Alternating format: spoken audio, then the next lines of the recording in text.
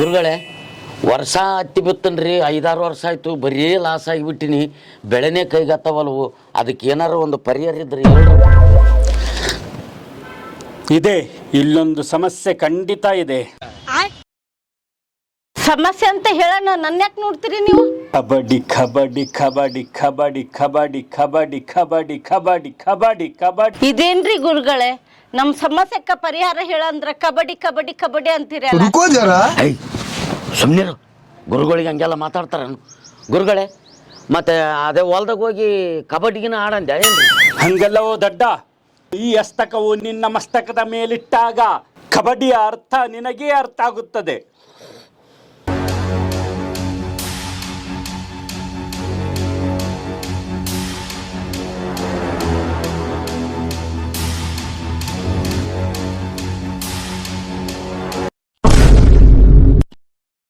ಗೊತ್ತಾಯ್ತು ಗುರುಗಳೇ.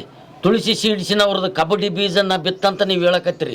ಯಾಕಂದ್ರೆ ಅದ್ರದ್ದು ಗಾತ್ರನೂ ದೊಡ್ಡವಿರ್ತಾವ, ಅವಮಾನಕ್ಕೆ ತಕ್ಕಂಥ ಹೊಂದಿಕಂತವ, ಆಮೇಲೆ ಅತಿ ಬಿಡಿಸೋದಕ್ಕೂ ಅನುಕೂಲ ಆಗುತ್ತಾ. ಗುರುಗಳೇ, ನಿಮ್ಮ ಹಸ್ತಕವು ನನ್ನ ಮಸ್ತಕದ ಮೇಲಿಟ್ಟಾಗ ನನಗೆ ಜ್ಞಾನೋದಯವಾಯಿತು. ನೀವು ಹೇಳಿದಂಗೆ ನಾನು ಈ ಸಲ ತುಳಸಿ ಸೀಡ್ಸಿನವರ ಕಬಡ್ಡಿ ಬೀಜವನ್ನೇ ಬಿತ್ತ. ಯಾವ್ದಾದೋ ಬೀಜ ತನ್ನೇನ ಇಟ್ಟೇನ, ಲಾಸ್ ಅಂತ ಗೋಳಾಡಿದೇನ. ಗುರುಗಳು ಹೇಳಿದಂಗ ಕಬಡ್ಡಿ ಬೀಜನೇ ಬಿತ್ತು. ಆಗಲಿ, ಒಳ್ಳೇದಾಗಲಿ, ಹೋಗಿ ಬರ್ರಿ. ಆಗಲಿ ಗುರುಗಳೇ, ನಡಿ ಹೋಗಮ್ ನಡಿ. ಕಬಡ್ಡಿ ಕಬಡ್ಡಿ ಕಬಡ್ಡಿ ಕಬಡ್ಡಿ ಕಬಡ್ಡಿ ಕಬಡ್ಡಿ ಕಬಡ್ಡಿ ಕಬಡ್ಡಿ. ಅಧಿಕ ಇಳುವರಿಗಾಗಿ, ಸಮೃದ್ಧಿಯ ಬೆಳೆಗಾಗಿ, ಸಂತಸದ ಬದುಕಿಗಾಗಿ ಕಬಡ್ಡಿ ಬೀಜವನ್ನೇ ಉಪಯೋಗಿಸಿ.